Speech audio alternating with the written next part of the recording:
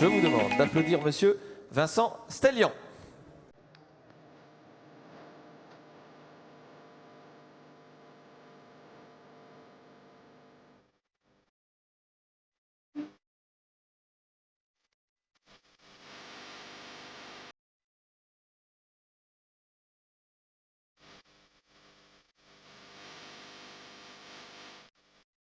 Bonjour Vincent. Bonjour Vincent. Merci d'être venu depuis Bièvre, Paris, la région parisienne évidemment, ici sur ce Zénith de Dijon. Avant de te présenter au public présent ici, peut-être nous donner tes premières impressions sur cette journée, sur l'initiative de Jean-Philippe Girard. Déjà merci de cette invitation, ça fait beaucoup plaisir. Moi j'assiste depuis ce matin aux différents témoignages et je dois dire que je repars avec énormément d'énergie et je voulais aussi remercier Jean-Philippe pour son invitation sur tous ces témoignages d'audace, témoignages de chefs d'entreprise, d'élus et qui encouragent tous les jeunes partis, mais tous les jeunes qui étaient là ce matin à mener leurs projets avec beaucoup d'audace. Vincent, tu es originaire du Nord, marié, 4 enfants, 62 ans. Au sortir de tes études en 1980, tu intègres un groupe familial. Tu rentres dans la grande distribution avec une enseigne bleu, rouge, blanche à 4 lettres. Vous l'avez reconnu, le groupe Cora, qui est en train de disparaître petit à petit, puisqu'ils sont repris en ce moment par le groupe Carrefour. Donc voilà, donc j'ai passé 25 ans effectivement dans ce groupe. 25 ans de ta vie. Tu montes les échelons, chef de secteur, cadre chef de secteur, cadre dirigeant, 22 ans. Tu te retrouves directeur d'Hyper, tu connais la grande distribution par cœur, les achats, la logistique, le marketing n'ont pas de secret pour toi. Première question, comment est-ce qu'on gravit les échelons déjà quand on est salarié ? Alors déjà, oui, je passe 25 ans et je suis embauché par le fondateur du groupe, ce qui n'est pas anodin, puisque c'est mon mentor finalement, c'est mon premier mentor. On parlait de mentor tout à l'heure. C'est important dans la vie professionnelle d'avoir des guides, des mentors pour conduire son propre projet. Et il faut de la passion, d'abord, du travail un peu, et puis petit à petit savoir s'entourer, savoir écouter, savoir rebondir, parce que quand on apprend, on tombe de vélo, on tombe en marchant, on tombe en travaillant, et il faut savoir se relever et relever des défis. La direction d'un groupe qui te fait confiance, oui. Puisqu'elle te confie, tu vas nous l'expliquer, nous le raconter, mais un prix, le prix Janus du commerce, comment ça s'est passé ? Alors, oui, alors effectivement, je gravis les échelons un peu vite et à 26 ans, je suis le plus jeune directeur d'hypermarché en France. Bon, c'est déjà un premier prix, dont je ne suis pas peu fier, puisque je pense que le record n'a pas été battu depuis. Et puis, au fil de ma carrière, donc, je fais différentes choses et en 2000, dans les années 2005 à peu près, oui, 2004, j'imagine, je conçois un nouveau concept store, une nouvelle façon de penser la distribution, de penser un hypermarché. Mon président me fait confiance sur un emplacement d'hypermarché dans une région compliquée, en Seine-Saint-Denis. Et on conçoit un hypermarché dont le claim était du design chic au lieu du design cheap. Donc d'essayer de faire quelque chose de beau et quelque chose de pas cher. Et on remporte avec ce nouveau concept store un Janus du commerce qui nous est décerné en 2007 par l'Institut français du design au Sénat. Pour la première fois, donc, un hypermarché est primé sur la réponse à un cahier des charges, à un concours autour du respect de l'environnement déjà à l'époque, de l'esthétique et de l'économique. Et donc on est primé en même temps qu'une autre enseigne d'ailleurs cette année-là qui a fait son chemin aussi, qui s'appelle Grand Frais. J'ai l'impression que tout ce qu'on sème au fil de sa vie professionnelle et personnelle, ça sert toujours un jour ou l'autre. Je pense notamment à ce cahier des charges et ces 4 E de l'époque, esthétique, économie, éthique. Il en manque un ? Ergonomique. Ergonomique, que tu as Éco-responsable. Éco-responsable que tu as remis ensuite, on va en parler dans un instant, Oui. au service de ta nouvelle entreprise. Et puis un jour, tu as fait le tour et tu t'es dit, voilà, la grande distribution, 25 ans, j'ai envie de faire autre chose. Oui, en 2007, je fais un peu un bilan introspectif. Je me dis que j'ai passé beaucoup de temps et j'ai appris beaucoup dans une entreprise qui m'a fait confiance, qui m'a laissé exercer du pouvoir et exercer un certain nombre d'initiatives audacieuses.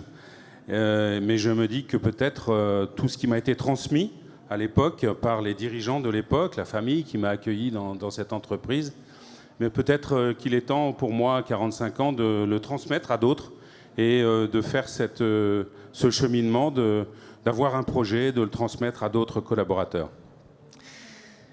Et donc là, tu vas avoir des opportunités qui vont se présenter à toi. Comme tout futur chef d'entreprise, on surveille les opportunités qui se présentent. Oui, parce qu'en 2007, je vais voir mon président, je suis loyal avec lui. Je lui dis, écoutez, mon cher président, je pense qu'à l'âge que j'ai maintenant, il faut que je puisse voler de mes propres ailes et je vais peut-être commencer à regarder d'autres opportunités à l'extérieur. Il me répond, dans la vie, il y a des choix qu'il faut surtout pas laisser passer. C'est ce que j'appelle la chance professionnelle. Donc, vas-y et essaye de voir ce qu'il est possible de faire à 45 ans. Et je te souhaite une belle deuxième partie de carrière. Et donc, quand on met le nez à la fenêtre, en général, il y a des choses qui se passent.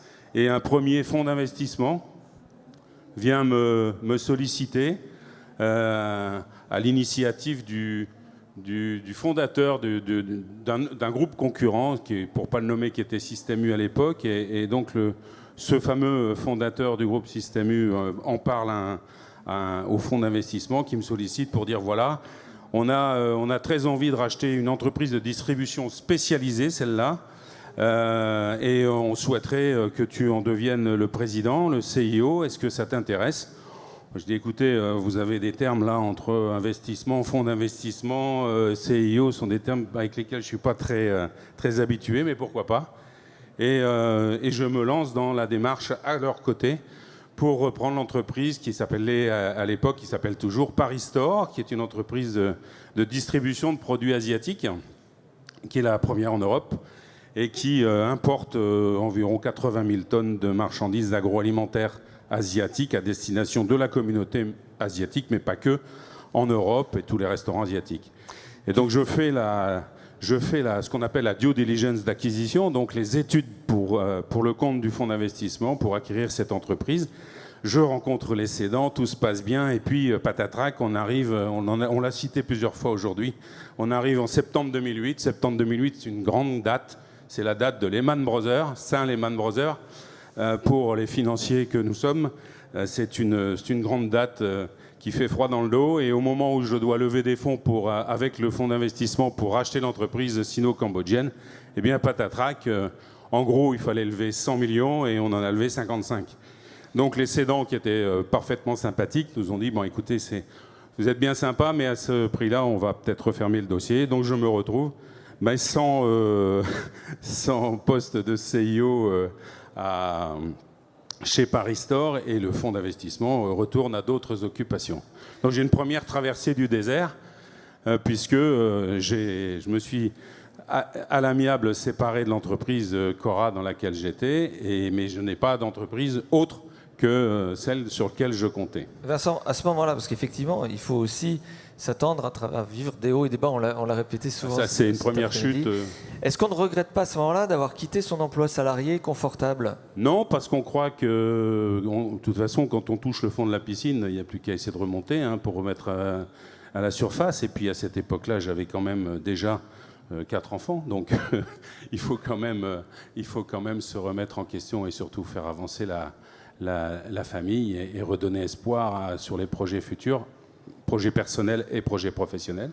Donc on se relance et je monte mon cabinet de conseil, tout bête, pour accompagner des dirigeants français voulant s'implanter à l'étranger ou des dirigeants étrangers voulant s'implanter en France, en retail, puisque c'est ma spécialité jusque-là. Et donc j'ai très vite un client allemand du nom de Max Iso, qui depuis s'est très bien répandu sur la France.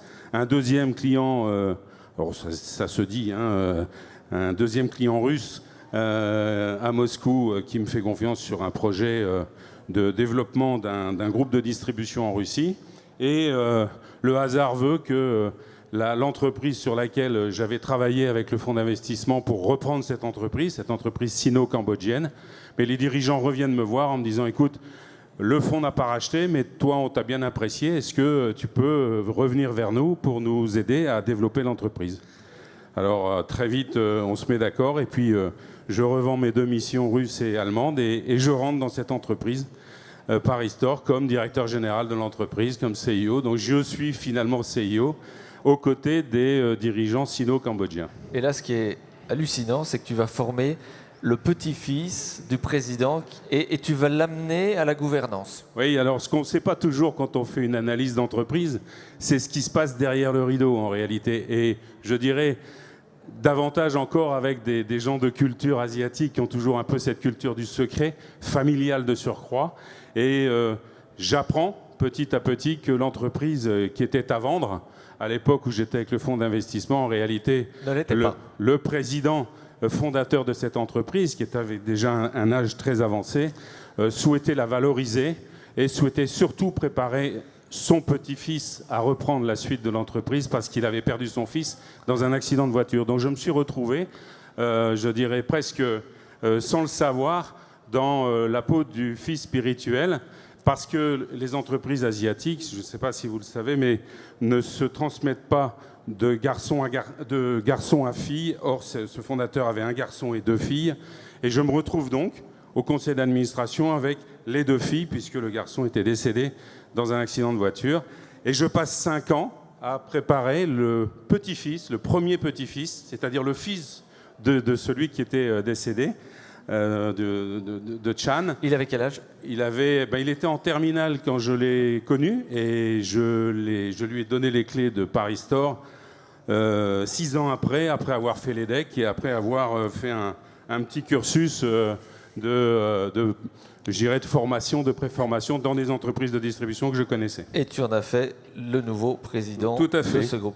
Voilà. 2013, du coup, il faut retrouver du travail, Vincent. Donc, un petit peu par hasard. Alors, oui, je me retrouve à préparer le futur successeur, David, à la tête de Paris Store. Et puis, le fonds d'investissement qui m'avait déjà sollicité une première fois en 2007 revient me voir en me demandant où j'en suis. Et puis, je lui dis, écoutez, vous tombez bien, puisque je m'apprête à donner les clés du camion à l'entreprise, à David, le petit-fils du fondateur. L'entreprise, entre-temps, est passée de 175 millions à 225 millions et on est passé à 700, 800 personnes. Tu sais faire quand même, hein ? Ouais, bon, c'est un peu, comme disait Alessandra ce matin, c'est un métier.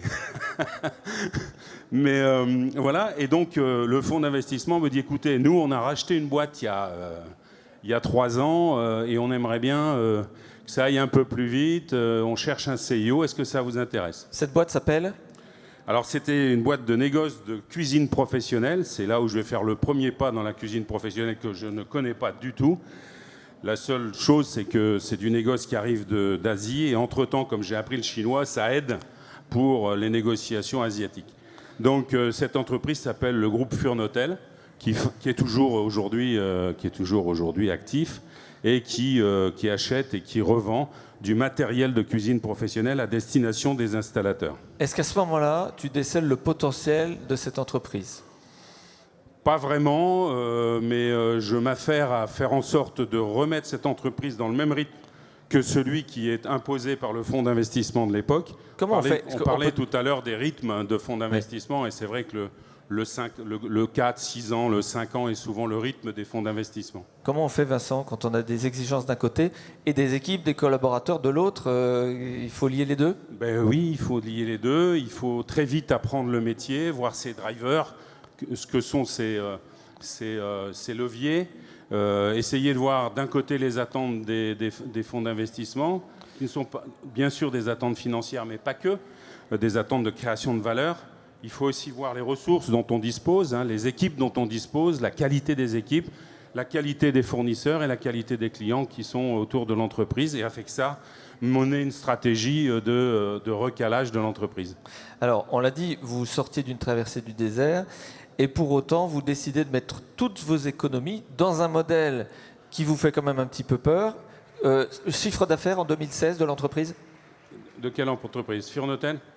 Kietalis. Non, ce qui se passe ensuite, là on est en 2013, et en 2013 je redresse l'entreprise Furnotel. En 2015, elle est vendue par le fonds, et donc je quitte Furnotel et je quitte l'entreprise avec le fonds d'investissement en question. Okay. Donc le fonds est ravi, l'entreprise continue de s'est développée, tout le monde est content, sauf que moi je quitte avec le fonds et donc j'ai plus d'entreprise. Je suis un peu moins pauvre qu'avant d'y rentrer, mais j'ai pas d'entreprise à reprendre. Et donc je reviens dans une traversée du désert.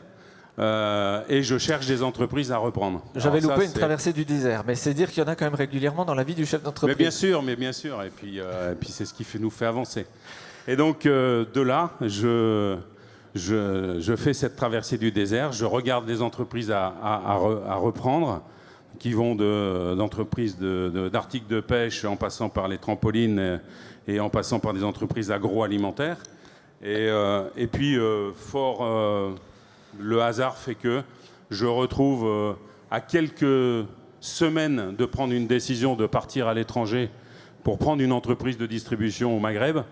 Un de mes vieux amis avec qui j'étais sur ma mission russe, pour ceux qui étaient là quand je suis sur le début, il me fait entrer en contact avec une société d'investissement, et j'insiste sur la différence entre un fonds d'investissement et une société d'investissement. Et je rencontre cette société d'investissement qui me propose de reprendre Kietalis. Kietalis est une entreprise à cette époque, qui est une entreprise en difficulté, qui est née en 2007. On est en 2016, donc elle est née en 2008 et on est en 2016. Et je sens que l'entreprise qui a des difficultés structurelles a aussi des difficultés relationnelles entre les fondateurs qui ont fondé l'entreprise et les investisseurs qui sont la société d'investissement avec laquelle que je rencontre. Mais encore une fois, Vincent, si rien ne va, il faut être fou pour y aller. Alors j'ai juste une petite opportunité, c'est que 3 mois avant, il y a un jeune d'une trentaine d'années qui a fait une petite étude de son petit cabinet, une petite étude financière et comptable, et que je vais rencontrer ce jour-là en même temps que la société d'investissement. Et puis on va fitter tous les deux. Et je vais lui dire, mais écoute, si ton analyse est bonne et que tu as envie de t'éclater avec moi, ben, on y va tous les deux. Toi, tu prends la direction générale financière de l'entreprise et puis moi, je prends tout le reste. Et puis je t'invite à mettre un petit billet d'investissement dans l'entreprise. Et puis moi, je mettrai mes économies à tes côtés et on reprend l'entreprise. C'est génial, voilà. Ça. Et c'est ce qu'on a fait. Donc après, il a volé lui aussi, et vogué, il a volé de ses propres ailes. Et moi, j'ai continué l'aventure jusqu'à hier soir. Mais c'est symbolique, encore une fois. Non, mais c'est le hasard. On va l'expliquer. Vincent, aujourd'hui, tu viens de céder ton groupe, Kietalis. Le communiqué de presse est parti ce matin à 10h. Ouais. Et tu as fait passer cette entreprise de 40 millions de chiffre d'affaires en 2016 à 100 millions. À 100 millions d'euros. Bravo, bravo, bravo, bravo. Comment on fait? Parce que derrière le chef d'entreprise, il y a des hommes, il y a des femmes, il y a des hommes, il y a des familles. Oui. Combien de familles, combien de chefs d'entreprise, du coup, pendant toutes ces années, tu as permis de... Je crois que quand on aime, on ne compte pas. Je n'ai pas compté. Et puis, ce qui est important, c'est toujours garder cette flamme qui fait que quand on a autour de soi des talents, c'est d'avoir le talent de faire éclore les talents, hein, donc de faire confiance dans ses collaborateurs, de les aider à prendre leur envol. Et puis voilà, c'est le train de la vie. C'est comme ça. Et il faut l'encourager, il faut le stimuler, et c'est le rôle du chef d'entreprise aussi. J'ai entendu tout à l'heure dire il n'y a pas que l'argent, mais c'est effectivement, il n'y a pas que l'argent, il y a aussi cette volonté de transmettre, cette volonté de faire évoluer, cette volonté de faire avancer ses propres collaborateurs. C'est marrant ce que tu dis. Qui sont d'ailleurs aujourd'hui également actionnaires de l'entreprise Kietalis à mes côtés, puisque je les ai fait rentrer il y a 2 ans dans l'entreprise. La première fois qu'on s'est rencontrés, d'ailleurs, Vincent, c'était sur le CIRA à Lyon. Ouais. Et tu m'avais dit, Vincent, avoir une entreprise, c'est pas penser qu'au business, c'est pas que cette logique économique. Si on n'a pas de valeur, si on n'est pas ancré, si on n'a pas envie de faire avancer la société, ça sert à rien. Oui, s'il n'y a pas de valeur, s'il n'y a pas de valeur, il n'y a pas de durabilité possible. La valeur, les valeurs, ce sont des mots qu'on pose sur une feuille de papier et sur lesquels on s'arrête de temps en temps quand on a des périodes de doute, quand on a des périodes de stress et qu'on se dit « mais pourquoi je fais ce métier ? Pourquoi je fais ça pour cette entreprise ?» Quand j'ai repris Kietalis, l'entreprise était, je dirais, elle faisait le même métier qu'aujourd'hui. On fait juste le métier différemment aujourd'hui. On fait le même métier, mais avec un autre regard sur le métier que nous faisons parce qu'on lui donne des valeurs au quotidien. Moi, j'ai mis en place 5 E, 5 valeurs qui sont intangibles dans l'entreprise, qui sont l'économie, parce que l'économie, c'est l'investissement, et que s'il n'y a pas d'investissement, il n'y a pas de croissance assurée derrière. L'esthétique, parce que dans l'esthétique, il y a les rapports aux autres. Ce qui est beau n'est pas forcément cher, et ce qui est cher n'est pas forcément beau, mais on peut faire les choses avec beauté, on peut les faire avec efficacité. Le 3, c'est l'ergonomie, parce qu'il faut toujours chercher à innover, à améliorer le sans gluten, à améliorer, à trouver les choses qui vont améliorer la vie des gens, et ça doit nous animer en tant qu'entrepreneurs. L'éco-responsabilité, parce que les ressources ne sont pas intarissables, il faut défendre cette idée selon laquelle l'univers serait ouvert et que les ressources seraient le tonneau des Danaïdes. Non, il faut savoir progresser et en même temps économiser les ressources qui nous sont offertes pour le bien des générations qui nous suivent. Et enfin l'éthique, parce que sans éthique, on n'avance pas.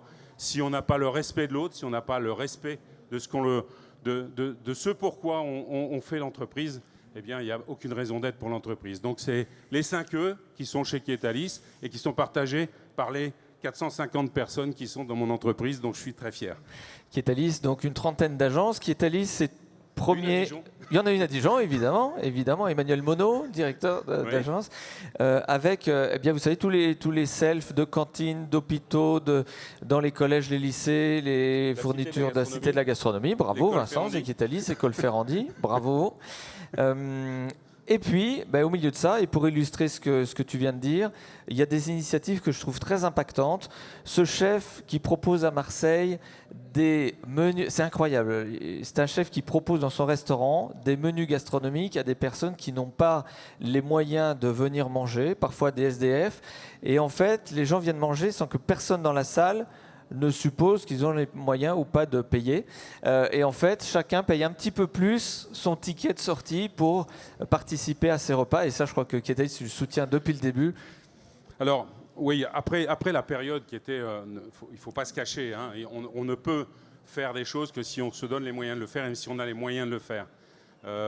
Après la période de remise à niveau, je dirais, économique de l'entreprise, on a commencé à travailler sur le pourquoi on était là et ce qu'on pouvait faire pour aider notre écosystème, l'environnement. J'ai parlé d'éco-responsabilité tout à l'heure. L'éco-responsabilité, c'est la deuxième vie des équipements.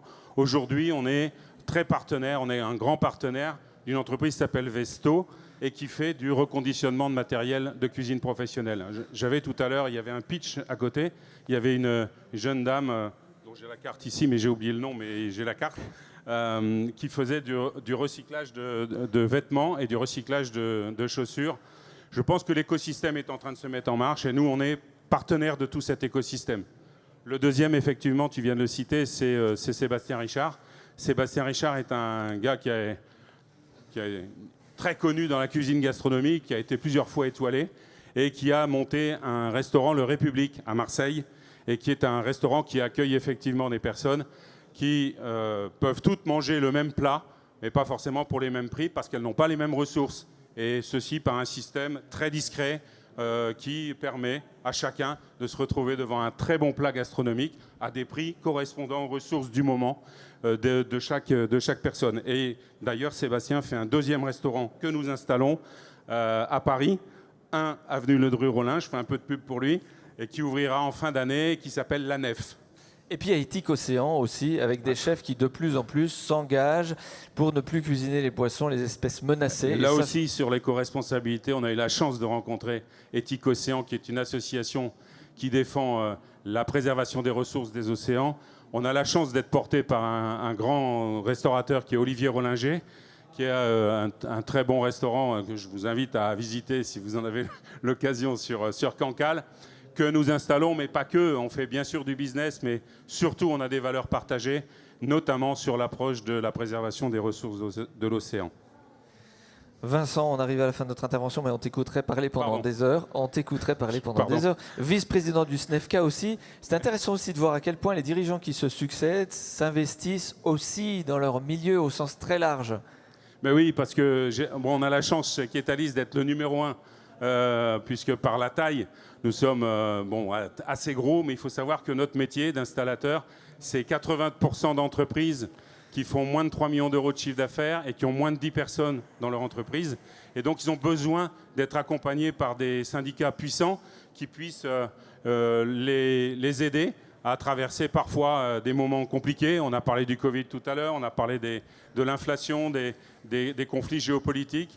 Et je pense que quand on est unis et réunis autour des problématiques avec des guides et des équipes dynamiques autour de la défense des intérêts, on y arrive un peu mieux. Et c'est aussi pour ça que je préside ce syndicat. Tu viens quelque part de confier le bébé à Flavien Dumont qui a repris, qui était déjà ton directeur général et qui est... Oui, après 18 mois de cohabitation ou plutôt de binôme, je dirais que oui, c'est avec fierté que je transmets qu'un Roubaisien transmet à un Arageois. Bon, ça reste Nord-Pas-de-Calais quand même. Ça se passe bien la transmission. Je fais le relais. Viens Jean-Philippe, si tu veux nous rejoindre par rapport à ce qu'on s'est dit tout à l'heure avec Jean-François. Comment ça se prépare une transmission d'entreprise? Parce que c'est aussi le cas de dirigeants qui, un jour ou l'autre, transmettent. Alors, pour tout vous dire, Flavien, c'était d'abord mon premier concurrent. Il était patron du numéro 2 sur le marché et il connaissait le métier beaucoup mieux que moi parce qu'il était là dans le métier depuis très longtemps. Le deuxième avantage qu'il avait, c'est qu'il a 12 ans de moins que moi. Et ça, c'est un réel avantage sur lequel je ne pourrais rien faire. Et puis, le troisième, c'est que comme il a un peu plus de temps devant lui, il a une vision pour l'entreprise, il a une vision et un projet pour l'entreprise. Un projet avec du profit à partager. C'est ce que disait tout à l'heure Jean-Philippe. Moi, je souscris à ces 3 P également. Et j'ai trouvé en lui, outre les caractères géographiques qui nous animent, l'ADN qu'on avait en commun, j'ai trouvé chez Flavien toutes ces qualités qui pouvaient faire en sorte de me donner confiance et de donner confiance à l'entreprise pour son futur. Et là, ma question s'adresse à tous les deux. Comment on fait pour que ça se passe bien? C'est quoi la recette gagnante de la transmission? C'est quoi la recette? Je vois déjà, je ne connais pas Vincent. Je le découvre et oui, on parle d'énergie. Et je crois qu'il a cette énergie qui permet à la fois d'agir et de transmettre. Il y a des mots qui reviennent tout le temps, transmettre, que ça se passe bien. Il paye. Bien sûr, il est dans le schéma de ce que j'appelais de vigilance, c'est d'être attentif aux clients, aux collaborateurs et à la société elle-même. Ça, j'adore. Non, je ne sais pas s'il y a une recette, mais il y a, dans tous les cas, je me permets, Vincent, parce que c'est récent pour toi. Dans tous les cas, ce qu'il faut, c'est ce qu'on vit dans une entreprise en croissance. On a commencé à 2, on a un peu plus de 700 aujourd'hui, donc on voit bien que c'est tout ça. Et tu ne peux pas conduire l'entreprise de la même manière. Il faut accepter que les cadres, les managers et les associés conduisent les destins de l'entreprise d'une manière différente. Donc je crois que le secret, c'est de se dire, je pense que c'est l'élu quelque part, avec Jean-François, je trouve que c'est lui qui ouvre cette nouvelle page. On dit des choses, mais on n'est pas là pour quelque part décider à sa place, et il faut faire attention à cela. Ce que j'ai vu chez beaucoup de clients, dans la transmission, il y a eu des fausses transmissions et qui se passent toujours mal. Il faut une vraie transmission. Je transmets, j'accompagne. Quand on me demande, je viens. Si on ne me demande pas de venir, je ne viens pas. Voilà, c'est à mon avis une des ouais, un des principes du succès d'une transmission. Vision partagée, Vincent? Complètement. Moi, je résume ça en une phrase. Quand on m'a posé cette question, évidemment, il y a quelque temps, et notamment mes associés, qui sont d'ailleurs toujours la même société d'investissement depuis 15 ans dans l'entreprise, et qui ont confiance, pour dire qu'ils ont confiance dans le projet, ils m'ont dit comment tu vois la passation, comment tu vois la transmission. J'ai dit, écoutez, moi, ce que je vais vous dire, c'est que je vais lâcher la main, mais je vais garder l'œil. Ils m'ont dit, bon, ok, si ça peut se faire comme ça marchera comme ça.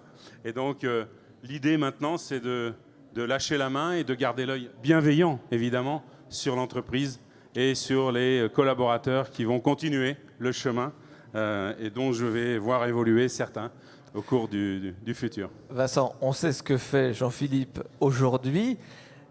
Est-ce que c'est indiscret de te demander ce que tu penses faire dans les années qui viennent? Alors, dans les années qui viennent, c'est quand même, vous savez, enfin, tu sais, les projets de long terme, le moyen terme et le court terme changent avec l'âge. Quand j'avais 30 ans, le long terme, ça ne me faisait pas peur, c'était 15 ans. Maintenant, quand je me dis si long terme, c'est 15 ans, et je commence à regarder où je serai dans 15 ans, je me dis non, on va faire un long terme, mais un peu plus restreint. Mais bon, une fois dit ça, ce que je vais faire, ce que je sais faire dans une semaine, c'est que je vais me remettre à marcher, puisque je pars sur les chemins de Stevenson. Donc je vais partir du Puy jusqu'à Alès, parce que marcher, on l'a dit toute la journée, marcher, c'est le résumé de l'audace, c'est-à-dire que quand on est debout, on ne bouge pas, et quand on désire marcher, il faut se mettre en déséquilibre, sinon on n'avance pas. Donc il faut déjà lever une jambe, et puis la mettre en avant, et là on commence à marcher, et donc on fait ce qu'on appelle de l'audace pédestre. Et donc je vais faire de l'audace pédestre. Ensuite, je reviendrai le 20 octobre, et là, je vais me consacrer à 3 domaines, je le dis tout de suite. Le premier, c'est... Alors, 3 domaines, c'est un domaine large. Ce sont des domaines de conseil, d'investissement ou d'accompagnement de dirigeants. Je m'adresse aux jeunes demain. Le premier, c'est l'innovation au service de l'amélioration de la santé physique et mentale. Pour une raison simple, c'est que j'écoutais avec admiration tout à l'heure la judokate, parce qu'elle fait des arts martiaux et moi aussi, mais surtout parce qu'elle fait chirurgie dentaire et que moi je voulais être médecin et que je sais aujourd'hui que je ne serai jamais. Donc, le domaine de l'innovation au service de la santé physique et mentale. 2, un domaine des nouvelles technologies de l'information et de la communication, mais au service du développement personnel des enfants et des nouvelles générations. Parce que j'ai 4 enfants, mais j'ai aussi 2 petits-enfants. Et je pense que si on ne se mêle pas un peu du sujet et que l'utilisation des nouvelles technologies se fait de façon complètement, entre guillemets, chaotique, on va vers des difficultés graves pour la société de demain. Et donc j'ai envie de m'y investir en tant qu'entrepreneur. Et la 3e, c'est celle pour laquelle je travaille déjà aujourd'hui, qui est celle de l'éco-responsabilité au sens large. Donc toutes les initiatives écologiques, éco-responsables, seront dans mon domaine sur lequel j'essaierai d'accompagner les CIO qui auront un besoin, un souhait d'être accompagnés à un moment donné. Merci infiniment, Vincent Stellian. On peut l'applaudir très fort. Merci pour ces messages. Merci beaucoup. Bonne continuation. Tu penseras un petit peu à nous sur le chemin de Stevenson. Et peut-être que ça fera mûrir aussi, je ne sais pas moi, une volonté d'accompagner l'audace d'entreprendre.